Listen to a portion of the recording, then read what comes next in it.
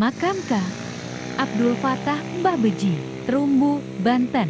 Silat Banten aliran Terumbu. Oleh Nasruddin Atijani. Kiai Terumbu merupakan ulama besar Banten pada abad 15 sebelum Sultan Hasanuddin menjadi sultan di kerajaan Banten, dan pada masa tersebut kerajaan Banten belum menjadi kerajaan Islam dan beliau bermukim di suatu kampung yang mempunyai 5 orang anak, dan anak pertama bernama Abdul Fatah. Menjelang usia dewasa, Abdul Fatah pernah mempunyai istri dari manusia dan usianya tidak lama, dan Abdul Fatah ingin mencari seorang istri lagi, tetapi tidak ada yang mau diperistri oleh Abdul Fatah karena takut usianya tidak lama seperti istri sebelumnya, dan Abdul Fatah mengembara dari satu kampung ke kampung lainnya tapi belum juga mendapatkan jodoh. Akhirnya beliau pun menghadap kepada Ki Terumbu untuk meminta saran agar cepat mendapatkan seorang istri. Ki Terumbu pun memberikan saran agar menjadi seorang aulia Allah harus menikah dengan bangsa jin Islam.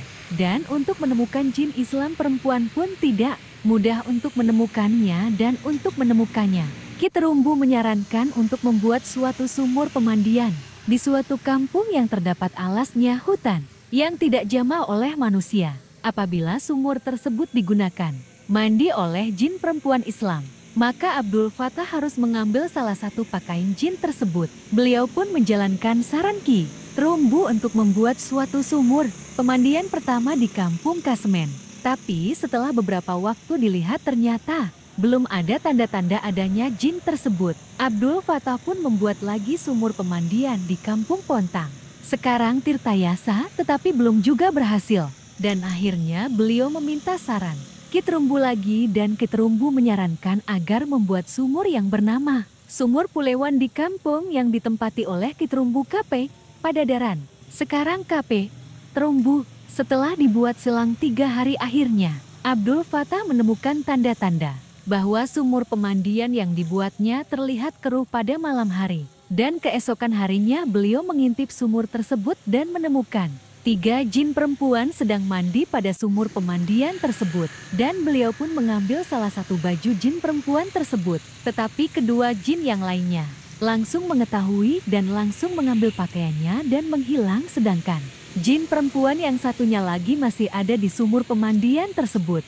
Tidak bisa menghilang karena pakaiannya dipegang oleh Abdul Fatah dan disembunyikan di lumbung pari agar tidak ditemukan oleh jin tersebut. Dan Abdul Fatah pun langsung memberikan pakaian manusia untuk dikenakan oleh jin perempuan tersebut. Jin tersebut langsung dibawanya ke rumah Ki Terumbu untuk langsung dinikahkan dengan wali hakim, dan dinikahkan oleh Ki Terumbu, dan Ki Terumbu memberi pesan bahwa kedua mempelai bisa hidup normal seperti manusia biasa, dengan catatan jangan sampai istri Abdul Fatah mengenakan baju jinnya kembali. Apabila mengenakannya akan langsung hilang. Dan Abdul Fatah pun mengikuti nasihat Ki Terumbu. Hasil pernikahan Ki Beji dengan jin perempuan tersebut dikaruniai 3 orang anak diantaranya. Anak pertama bernama Tanjung Anom, anak kedua bernama Kuduk Melati, anak ketiga bernama Dewi Rasa.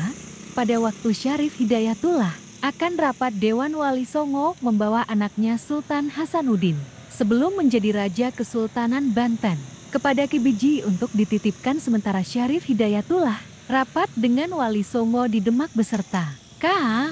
Abdul Fatah Ki Beji. Perjalanan menuju Demak memakan waktu 3 hari 3 malam untuk sampai lokasi masjid Demak, dan pulangnya memakan waktu 3 hari 3 malam.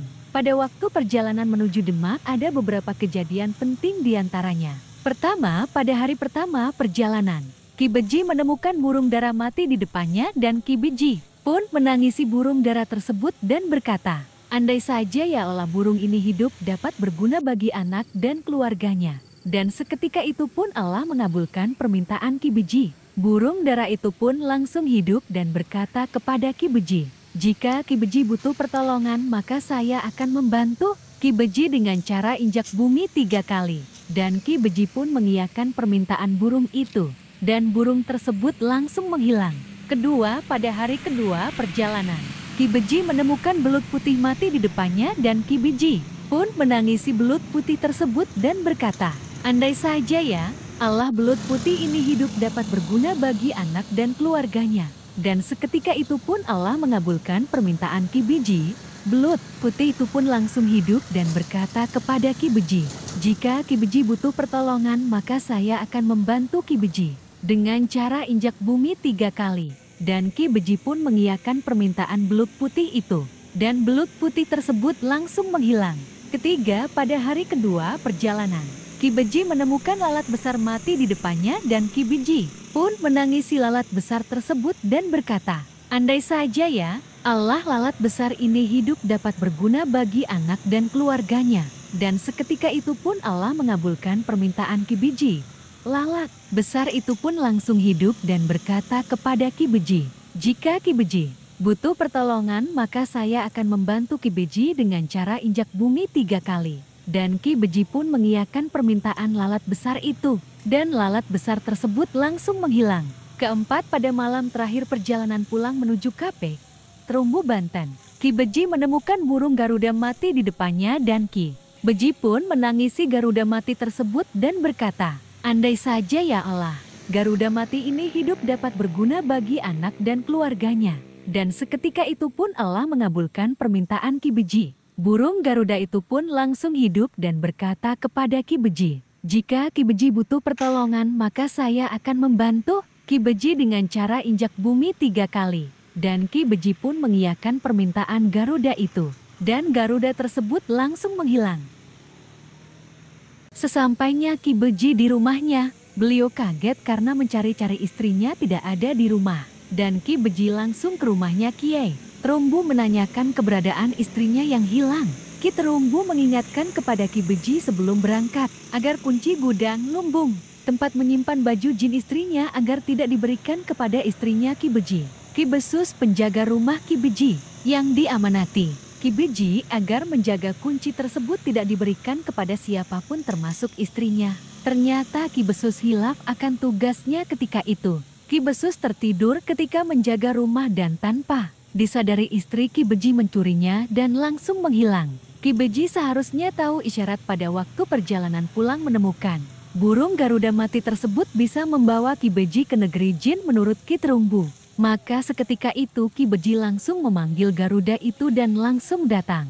Dan langsung membawa Ki Beji ke negeri jin tempat istrinya tinggal. Sampailah Ki Beji ke negeri jin dengan Garuda. Di pintu gerbang Ki Beji menemukan penjaga negeri jin dan melarang manusia memasuki negerinya. Tapi Ki Beji bersikeras akan membawa pulang ke dunia istrinya. Penjaga itu pun mempersilahkan Ki Beji membawa istrinya dengan beberapa syarat. Pertama, Ki Beji dikasih keranjang untuk mengangsu air ke negeri jin. Dalam pikirannya, beliau berpikir bagaimana mengangsu air dengan keranjang, sedangkan keranjang itu bolong-bolong. Dan beliau pun teringat pada belut putih yang hidup di air. Dan dengan bantuan belut putih itu, Ki Beji dapat mengangsu air dengan cara keranjang tersebut dililit dengan tubuh belut putih tersebut. Kedua, Ki Beji disuruh membawa kacang ijo.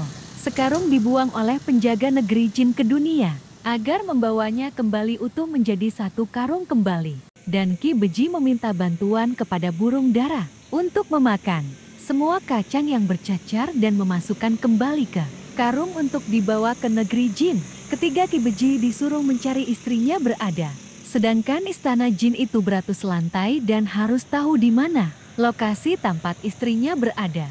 Ki Beji pun meminta bantuan kepada burung dara agar mencarikan lokasi di mana istrinya berada, dan waktu itu burung dara itu langsung laporan ke Ki Beji bahwa sudah menemukan istrinya berada. Keempat, setelah ketemu di mana istrinya berada, sekarang Ki Beji harus menemukan di mana istrinya, sedangkan bangsa jin perempuan wajahnya sama mencapai ribuan. Ki Beji meminta bantuan lalat besar agar ditemukan keberadaan istrinya. Ki Beji menyuruh lalat tersebut menghinggapi wajah, muka istrinya, dan tebakan Ki Beji itu benar. Jin perempuan itu ditanya oleh penjaga negeri jin. Hasil pernikahan sudah menikah dengan jin perempuan tersebut dikaruniai dan jin tersebut orang anak di antaranya. Beji anak pertama bernama Tanjung Anom, anak kedua bernama Kuduk Melati, anak ketiga bernama Dewi Rasa. Pada waktu Syarif Tanjung Anom, Kuduk Melati, Dewi Rasa membawa anaknya